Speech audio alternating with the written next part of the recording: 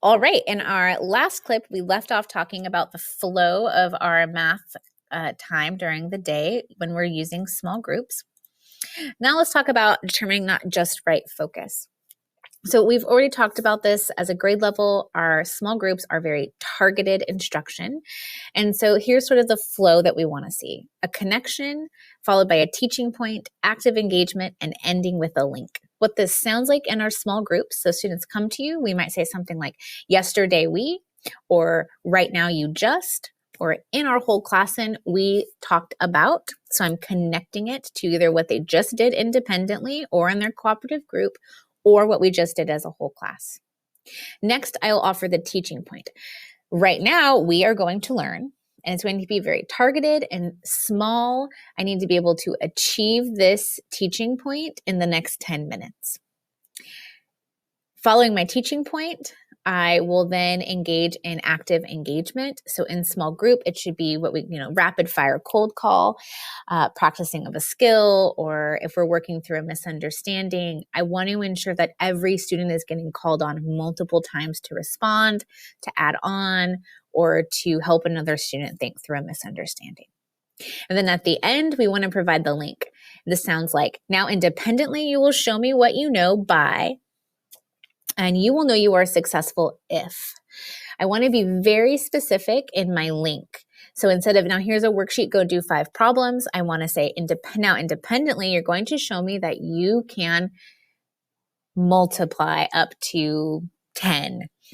You'll know you're successful if tomorrow you come back to small group and you've gotten 8 out of the 10 problems correct.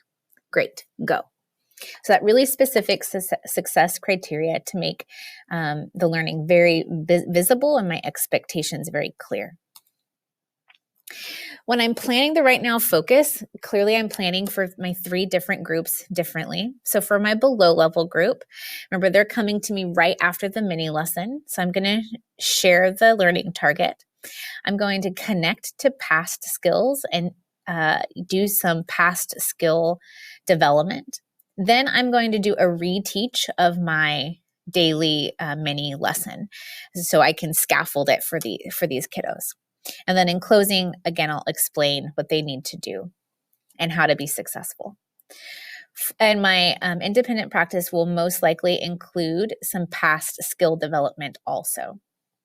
For my on-level students, I'm going to share our learning target. I'm going to include fluency practice. So these students are mastering or close to mastering skills in this unit, but I need to provide a lot of fluency practice so that they can maintain and continue to grow.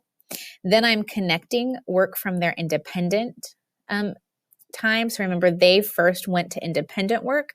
So after we do our fluency practice, it's take out what you did independently.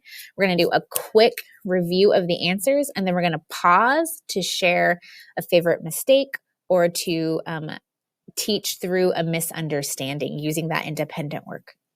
And then in closing, I'm going to explain now you're going to go to your cooperative group. That's where they're going next. And you will be working on blank, and you'll know your group is successful if blank.